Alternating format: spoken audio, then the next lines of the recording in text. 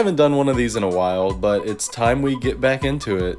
If you want to know why I'm ranking 2015 instead of 2021, then go watch my 2012 or 2013 list and I explain it there. Also, don't be surprised when you see 15 plus entries on my list. The title of my video isn't misleading. I am doing a top 10 list, so you could always just skip to number 10 if it annoys you that much. But why would you do that when all of these movies are worthy of a best of list in my opinion? So let's get into the top 10 best movies of 2015, starting at 15. That was actually a complete accident. Number 15 is Kung Fury. This is a terrible movie, but it knows that. This is one of those no-budget comedies that completely understands what it is, and it gets creative with how bad it is. This made me gut laugh harder than anything else that came out this year. If you actually understand the concept of so bad it's good, I highly recommend this one. Yeah, no problem. Give me the phone.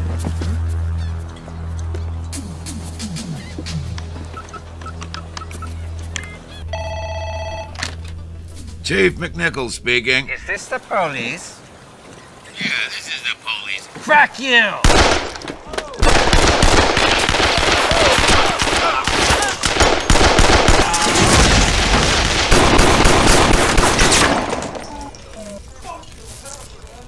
I need someone to trace that call. Number 14 is Kingsman: The Secret Service. Speaking of meta, this movie is also exactly that. However, this one isn't trying to be bad, and it has an enormous budget behind it, so. It's the great choreography that wins me over with this one.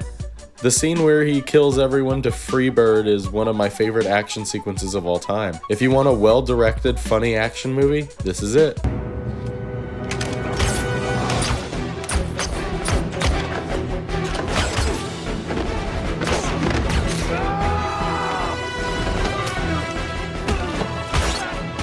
Number 13 is The Gift, which is directed by and also starring Joel Edgerton.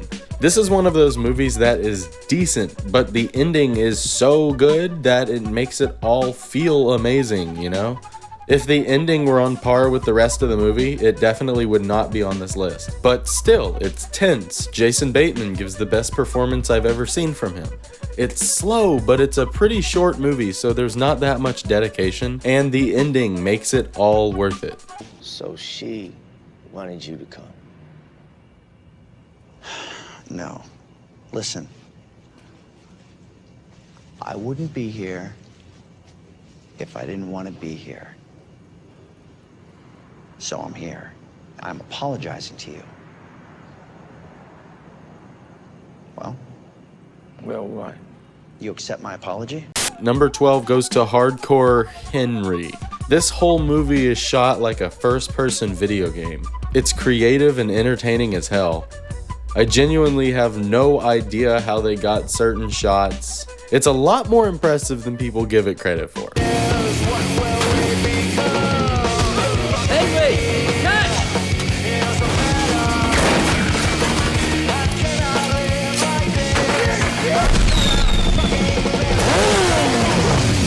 Number 11 is Inherent Vice. This is my least favorite movie by my favorite director, Paul Thomas Anderson. Although I still haven't seen Licorice Pizza. It is high up on my watch list though. Even with that said, I still very much enjoyed Inherent Vice. It's funny, dark, and just fucking weird. Check it out.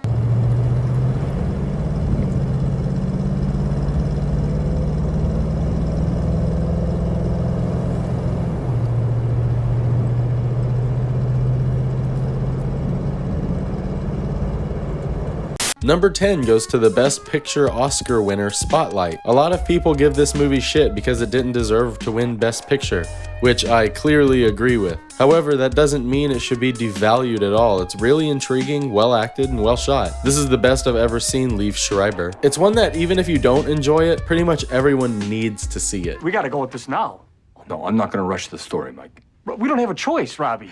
If we don't rush to print, somebody else is gonna find these letters and butcher this story. Joe Quimby from the Herald was at the freaking courthouse. What? Why are we hesitating? Barron told us to get law. This is law. Barron told us to get the system. We need the full scope. Then let's take it up to Ben, let him decide. We'll take it to Ben when I say it's time. It's time, Robbie! It's time! Number 9 is Sicario, directed by Denis Villeneuve. I went into this expecting a generic action movie and left surprised at just how deep and rich it was. This is probably the best I've seen from Emily Blunt. It's haunting, realistic, it takes risks, and it shows you the world for how it really is. It pulls no punches, and I recommend it to pretty much everybody.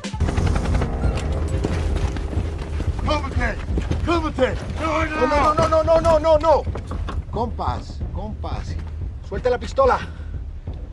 ¿Ah? Pregunta, paisanos. ¿Quieren morir?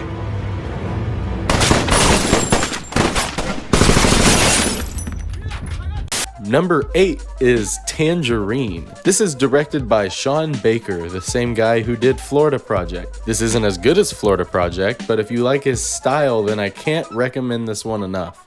The most impressive element to me was the fact that the whole movie was shot on an iPhone 5. And given the talent and budget behind Tangerine, this is clearly a stylistic choice and not a crutch. If you like your movies dirty and trashy, I cannot recommend this one enough. You see that? What? You see that? Help me out, sister. When your husband goes out and buys a girl like me, do you consider that cheating? Cindy, can you please not talk to my wife, Cindy, please? Get your hands off her. You even know their names. Oh, you're the best day throughout. Shut your ass up, girl. You don't know shit. Fuck her. I'll eat that shit. Bitch, watch out, girl. Just bought this. This is the kind of hoes you get? You get dumbass hoes like this? Number 7 is Krisha, the directorial debut of Trey Edward Schultz, the guy who went on to direct It Comes at Night and Waves. This is easily the most inspiring movie of 2015 for me. The entire cast was played by the director's family? Oh, and they were all fantastic. The entire movie was shot at the director's aunt's house. For a movie to entirely take place in one location and for me to not get bored is really impressive. This is the kind of movie that inspires me the most to pursue my dream of being a filmmaker. Okay, I brought this up too soon. We'll talk about it another time, right? My bad. Do you ever think that maybe I like business management, that's what I want to do? Totally sorry. Don't be mad at me, okay, please. Maybe you... I'm gonna go downstairs. Please. You know how much I love you. Number 6 is The Hateful Eight, directed by Tarantino Quintantino. I really wanted this to be number 8, but I would be lying to you if I put it there. Yes, this movie might be a little flawed. It's pretty long and slow, and I wouldn't call it one of Tarantino's best movies. But the stuff I like about it, I really love, and I never have an issue with the 3-hour runtime. It's like Clue meets Django Unchained, and I loved it. Bringing us into the top 5 is The Lobster, directed by Yorgos Lanthimos. I have talked about this one on my channel already. I fucking love it so much. It was my favorite movie of 2015 at one point, but I've seen a lot of shit since then, so whatever. Easily the darkest, funniest movie of the year. I adore it.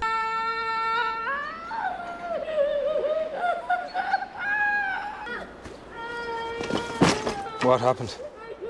She jumped from the window of room 180. There's blood and biscuits everywhere. I hope she dies right away. On second thoughts, I hope she suffers quite a bit before she dies. Number 4 goes to Son of Saul. This movie is emotional as hell and a masterpiece on a presentation level. It's filled with super long takes that are all a close-up on the main character, having every bit of action take place in the background. This was extremely effective in putting me in the world and making you feel like it's really happening. I could see a lot of people being turned off by this because, oh, you can't see the action. But that's the fucking point, and if you are too stupid to get that, then go watch Hardcore Henry.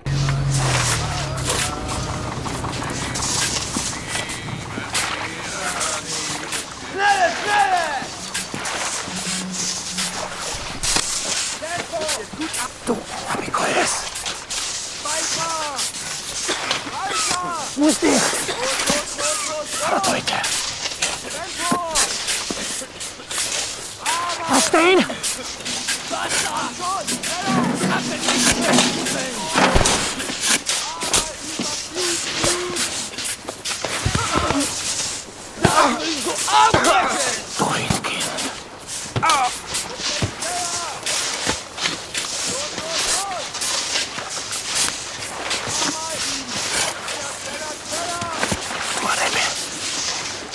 Number 3 is Anomalisa, which is probably my favorite stop-motion animated movie of all time. Which is no surprise, being that the director, Charlie Kaufman, has written 3 of my all-time favorite movies. His directed movies have been really good too, but I wouldn't call them all-time favorites for me. This movie is trippy and heartfelt and unlike anything that I've ever seen before. Easily the best romance and animation of 2015.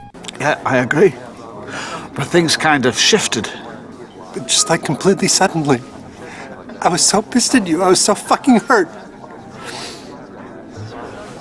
I didn't get out of bed for a year. Do you realize that? Jesus. I'm sorry. God, you drank that fast? I got a lot of practice. Number 2, Mad Max Fury Road. Do I feel guilty putting this movie so high on my list? Absolutely fucking not. This movie entertained me in every single frame. There's hardly any CGI at all. Pretty much all of the action was done practically, and that's fucking incredible given what we were watching. It's literally just a car chase the whole movie. And I kinda think this might be my favorite standalone action movie of all time. It is that great.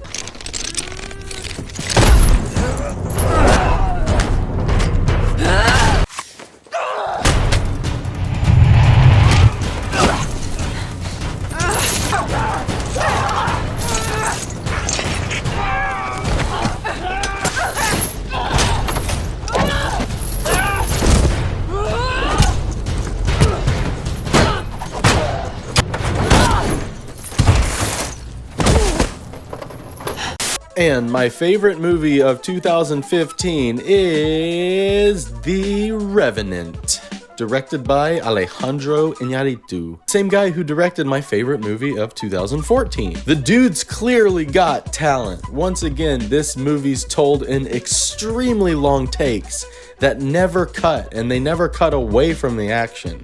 I genuinely cannot tell how they shot any of it. It's an absolute masterpiece. From a technical standpoint, it really is perfect. It's also paced great. The action is exciting and hyper-realistic, and Leo really did earn his Oscar.